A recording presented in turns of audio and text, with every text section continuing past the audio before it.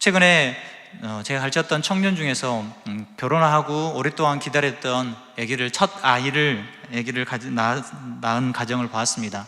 그래서 전화 통화하면서 이렇게 말했습니다. 이제 아빠가 됐네, 이제 엄마가 됐네. 오랫동안 기다리고 있던 아기가 태어나니까 그들의 삶 가운데 큰 변화가 이루어진 것입니다. 어찌 보면 우선순위가 많이 바뀌기도 했죠. 그전에는 같이 살았던 모습이었지만 이제는 그 아이 중심으로. 그래서 오늘 그들의 카톡에 들어가 보니까 아이 동영상, 아이 사진이 그대로 있는 것입니다. 그 가정처럼 인생 가운데 커다란 변화를 맞이했습니다. 우리 인생 가운데서 많은 변화가 있습니다. 앞으로도 계속 많은 변화가 있을 것이고, 그 인생 가운데 살아가면서 우리가 그 많은 변화를 겪으면서 싸우기도 하고 넘어지기도 하지만 늘 우리가 그 변화의 일상에서 흔들거리지 말아야 할 것은 바로 신앙이고 믿음이라는 것입니다. 우리에게 제일 큰 변화는 바로 하나님의 자녀가 된 것입니다. 아까 말씀드린 것처럼 19절에 보면 그러므로 이제부터 너희는, 그리고 20절부터 너희는, 또 22절에 보면 너희도 계속적으로 에베소 교회를 향해서 어찌 보면 이방인 교회 가운데 있는 에베소에 있는 성도들에게, 이 교회 성도들에게 이제 너희는 어떠한 사람들이다, 너희는 이제는 어떠한 사람으로 분류되어 있다, 너희들의 상태를 정확하게 알아라, 너희들이 어떠한 신분의 변화가 있고 너희들이 지금 맡아야 할 역할들이 무엇인지를 정확하게 알았으면 좋겠다 하면서 바울이 편지를 보내는 것입니다. 보시면 본문은 그러므로 이제부터 너희는 외인도 아니요 나그네도 아니요 오직 성도들과 동일한 시민이요 하나님의 권속이라, 하나님의 가족이다 라는 표현을 쓰고 있습니다. 그러니까 너희가 예전에는 과거의 모습은 이렇게 했고 저러한 모습이었지만 이제는 그것을 잊지 말고 기억할 뿐만 아니라 더 나아가서 이전의 삶을 온전히 변화시켜서 온전한 자의 삶을, 새로운 출발을 하라는 것입니다. 달라진 인생이 되었고 달라진 삶이 지금 준비되어 있으니까 다시금 예전으로 돌아가지 말고 지금 너희들이 누릴 수 있는 그 영원한 기쁨의 삶을 온전히 누리라는 것입니다. 이제는 저주받았고 이제는 죄의 노예가 되었고 참 자유가 없다면 예수님을 통해서 이젠 참 자유를 누리고 참 자유함으로 늘 살아갈 수 있는데 왜 다시금 돌아가려고 하느냐? 우리도 마찬가지인 것 같습니다. 어찌 보면 이스라엘 백성들이 출애굽해서 이스라엘 땅으로, 하나님께서 약속하신 땅으로 움직이는데 그들이 광야에서 어떤 불평을 합니까? 우리가 애굽에 있었으면 얼마나 좋았습니까? 우리 애굽에 있었으면 얼마나 누릴 수 있었습니까? 퍽이나요? 그러지 않았습니다. 노예였습니다. 그런데 다시금 거기로 가고자 합니다. 우리도 종의 노예였고 어찌 보면 사망으로 달려갈 존재였지만 예수님의 그 십자가 사건으로 말미암아 우리의 온전한 방향을 바꾸어 놓으셨습니다.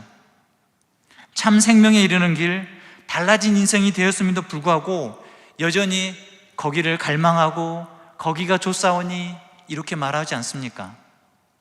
우리는 예수님을 통해서 온전히 변화된 신분을 가지고 살아가는 자입니다. 그러면서 19절에 보면 너희는 외인도 아니요 나그네도 아니요 오직 성도들과 동일한 시민이요 하나님의 권속이라. 외인도 아니고 손도 아니라고 했어요. 외인이라는 것은 외국인을 뜻하죠. 손이라는 것은 나그네, 손님이라는 뜻입니다. 자기 나라가 아닌 타국에서 시민으로서, 그 나라 시민으로서 누릴 수 있는 것이 하나도 없이 그냥 왔다가 거쳐가는 사람, 어쩜 불안정하고 그 나라에서 보호를 받을 수 없는 상황. 근데 여기서는 더 이상 너희는 외인도 아니요 나그네도 아니요 오직 성도들과, 이 성경에서 말씀에서 해석에서는 빠져 있지만 그 안에 보면 너희는 더 이상이라는 표현들이 들어가 있습니다. 너희는 이제는 더 이상 외인도 아니고 나그네도 아니다. 너는 더 이상 애국인도 아니고 나그네가 아니기 때문에 이제 너의 상태는 바로 동일한 시민이요 하나님의 가족이다, 하나님의 자녀가 되었다는 것입니다. 동일한 시민이 되었다는 것은 빌립보서 3장 20절에 보면 오직 우리의 시민권은 하늘에 있는지라.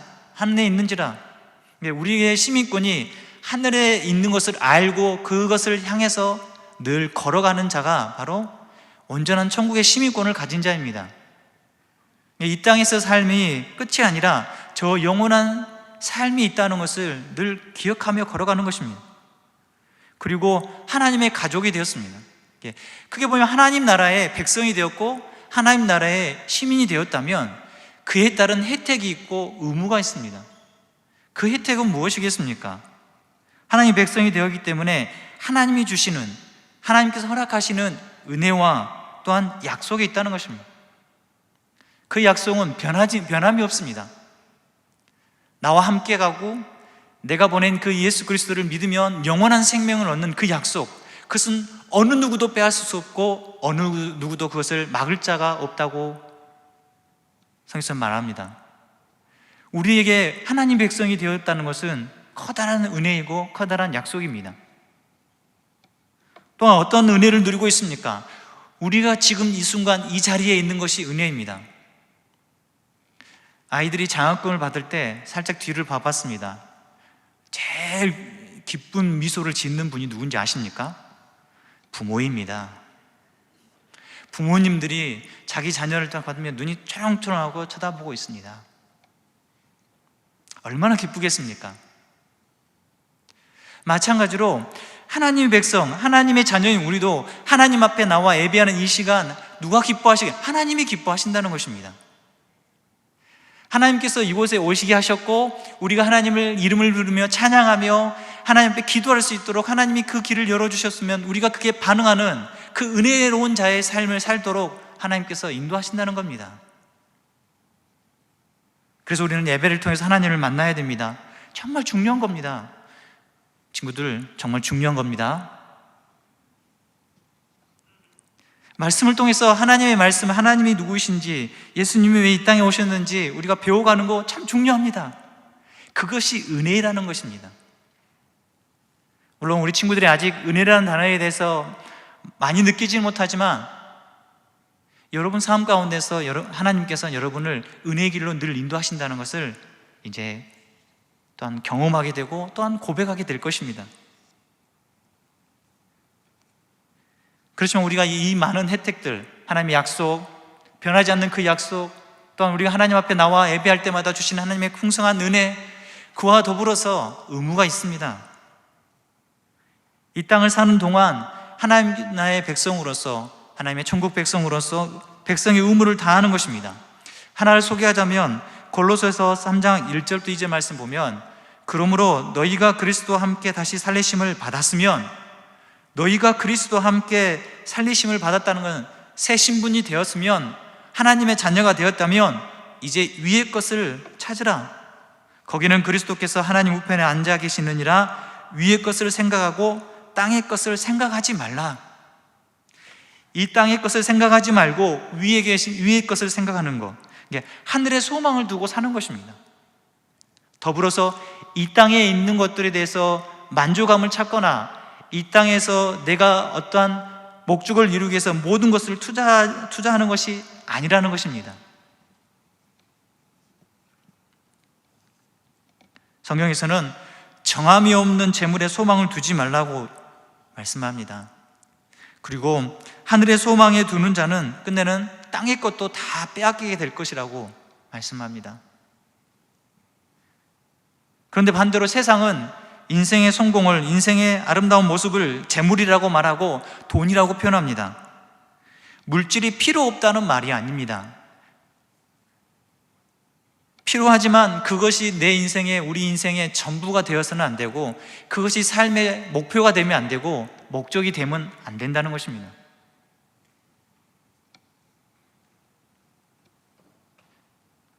교회 다니는 목적도 똑같습니다. 교회 다니면 잘 되고 평안하고 만족스럽고 자기 만족에 빠져 있는 그 믿음 생활은 하나님이 원하시지 않는 삶입니다. 자신이 할 수 있는 것을 다 했어도 끝내 단 하나님보다 다른 것에 우선순위를 둔 부자 청년 이야기를 우리가 오늘 들었습니다.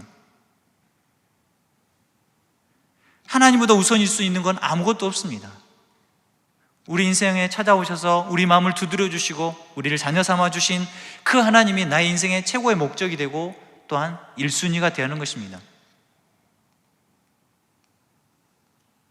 그렇다면 우리가 이렇게 변화된 자의 삶이라면 우리의 또한 위치 또한 이제는 변화되어야 됩니다. 20절에 보면 너희는 사도들과 선지자들 터 위에 세우심을 입은 자라.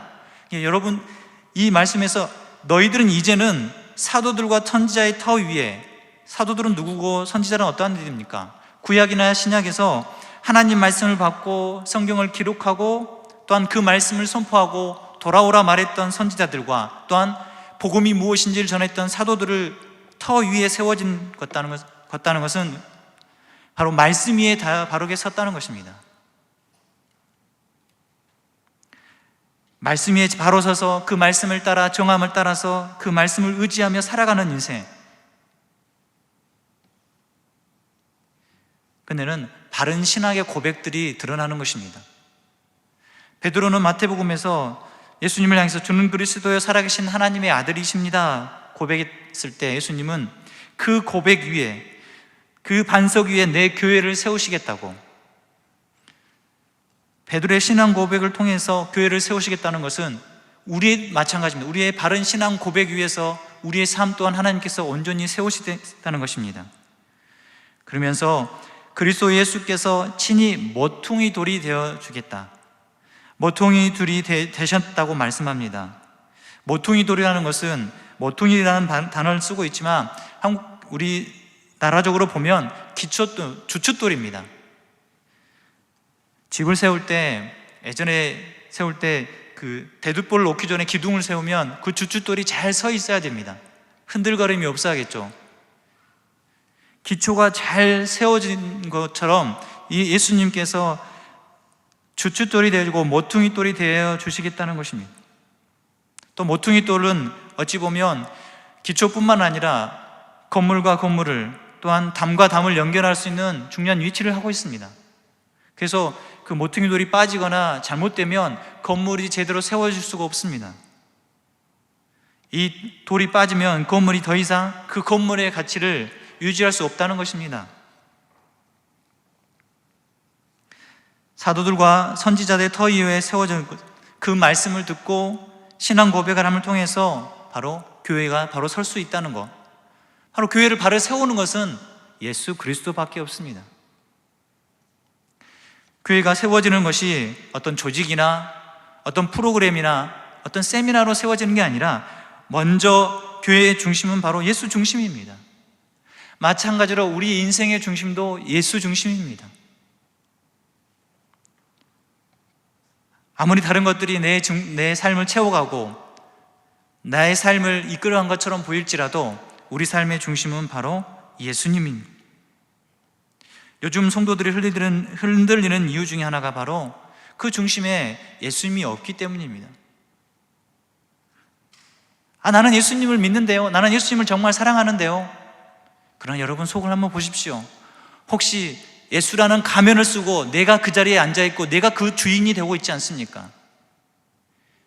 여러분이 그 자리에 주인이 되어서 내 마음대로 살고 내가 원하는 것을 얻고 싶고 예수님이라는 이름으로, 하나님이라는 이름으로, 교회라는 이름으로 내 인생을 좌지우지하지 않습니까? 예수님이 기초가 되어야 됩니다. 여러분의 인생이 예수님 빼고 나면 아무것도 아닌 인생이 될 수 있습니다. 그리고 마지막으로 보면 이 교회가 22절에 보면 너희도 성령 안에서 하나님이 거하실 초소가 되기 위하여 그리스도 예수 안에서 함께 지어가는, 성령 안에서 하나님이 거하실 초소가 되고 그리스도 예수 안에서 함께 지어져 간다고 말씀합니다. 교회의 중요한 역할은 서로 연결해서 서로 주 안에서 함께 믿음의 공동체를 세워가는 것입니다. 아직 우리 유초등부나 중등부 아이들은 성숙의 단계가 아직 미흡합니다. 그렇지만 그 미흡한 것을 바라봐주고 이끌어주고 세워주는 것이 부모의 역할이고 교사의 역할입니다. 저 아이는 이제 안 되니까 포기하는 인생이 아닐 것입니다. 아직 어리지만 그 아이를 잘 키워갈 수 있도록 기도해주고 또한 그 아이가 잘 자라갈 수 있도록 또한 그 필요에 공급을 하는 게 부모의 모습일 것입니다. 교회도 마찬가지입니다. 신앙을 세워갈 수 있도록 교회가 점심으로 계속 공급해야 줄 것이 바로 신앙의 모습들을 세워갈 수 있도록 공급하는 것입니다. 너희도 성령 안에서 하나님이 거하실 초소가 되기 위하여 예수 안에서 함께 지어져 가는데, 교회는 예수 안에 있는 사람, 또한 성령 안에 있는 사람으로 해서 세워져 간다는 것입니다. 그리고 20절 하반절에 보면 함께 지어져 가느니라. 성령 안에서 그리스도 예수 안에서 함께 지어져 간다는 것은 계속 지어져 가는 것이고, 현재인, 아직 완성이 되지 않았다는 것입니다. 아직 완성이 되지 않았기 때문에 그 건물을 지을 때 하나하나 쌓아가고 벽돌을 쌓듯 또한 철빔을 박든 그런 작업들이 필요한 것입니다. 그런데 여기서 좀 생각해 볼 것이, 건물이 지어질 때 그 안에 채워지는 건축 재료들이 있습니다. 근데 그 건축 재료들이 누가 선택하겠습니까? 바로 건축가가 선택하는 것입니다. 그 건축 자재들을 건축가가 선택하고, 이곳엔 이것을 넣어야 되고 저곳은 저것을 넣어야 된다는 것을 선택하는 것을 건축가가 하지, 건축 자재가 내가 그곳에 가고 싶습니다, 내 그곳에 서겠습니다 라고 말하지 않는다는 것입니다. 그렇게 하면 그 건물은 온전할 수가 없습니다.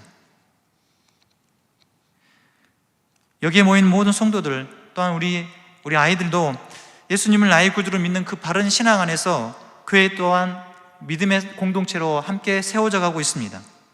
그때 우리가 정말 유의할 것이, 앞에서 말한 것처럼 혹여나 건물이 쓰이는 재료가 정한 위치에서 쓰임받아서 잘 세워져야 되는데, 벽돌이 나무 위치에 가면 안 되지 않습니까? 나무가 철근의 위치에 가 있으면 안 됩니다. 그와 마찬가지로 우리도 교회를 세워갈 때 우리에게 주신 하나님의 은사와 달란트와 또 아름다운 모습들을 잘 쓰임받을 수 있도록 그 부르심에 나아가야 되는데, 욕심을 부릴 때도 있습니다. 내 욕심에 따라서 그곳에 가고 싶어 합니다. 내가 맡은 위치는 이곳인데 다른 위치를 탐하고 다른 위치에 대해서 또한 마음을 두고 있습니다. 그러면 교회가 제대로 세워가지 못합니다. 건물의 원래 위치에 원래 있어야 할 건축 재료가 있으면 건물이 온전히 서는 것처럼, 교회 안에 가운데 우리 모든 성도들이 제멋대로 서는 것이 아니라 그 위치에서 역할을 잘 감당하는 것이 또한 교회를 세워가는 아름다운 모습이라는 것입니다. 오늘 장학금을 받는 우리 유초동부와 청소년, 청년들, 그리고 함께 예배하는 모든 성도님들, 하나님이 부르셨습니다. 우리는 원래 죽었던 자들이었고 죄와 사망으로 끝이 보이는 인생이었지만 영원한 생명으로 우리를 옮겨 놓으셨습니다. 우리가 무엇이 잘나서 그랬습니까? 우리가 어떤 능력이 있어서 그런 것입니까? 이 모든 것이 하나님의 은혜입니다. 이 모든 일을 이루시는 분이 바로 하나님께서 우리를 사랑하셨기 때문입니다. 그 사랑을 받은 자로서 오늘 살아가면서 그 은혜를 기억하면서 순간순간 은혜를 기억한다는 것은 참 행복한 것입니다. 지금 이 자리에 있는 것, 우리가 또한 삶에서 하나님께서 나를 인도하신다는 것을 고백한다는 것은 참 우리는 행복하다는 것입니다. 그 변화된 자의 삶으로, 우리를 행복한 자의 삶으로 인도하는데, 여전히 내 습관을 따르고 내 고집만 앞세우고 자기 중심의 삶을 사는 것은 내는 교회를 세워가지 못할 뿐만 아니라 자기 인생도 제대로 세워가지 못하는 것입니다. 우리가 예수님을 나의 구주로, 나의 주인으로 모시고 사는 바른 인생이 되어야 할 것입니다. 어린아이들이 제일 힘있게 말할 때가 언제인지 아십니까? 뒤에 누군가 있을 때입니다. 아빠, 엄마가 있을 때. 우리도 마찬가지입니다. 왜냐하면 우리 뒤에, 우리 앞에, 우리와 함께 하신 하나님이 계시기 때문입니다. 그 하나님을 바라보시고, 하나님이면 가능하시고, 하나님이면 나와 함께 하시고, 그런 순전한 어린 같은 마음으로 하나님의 은혜를 찾고 구하는 우리 귀한 성도들이 되시고 우리 사랑하는 다음 세대가 되시길 축원합니다.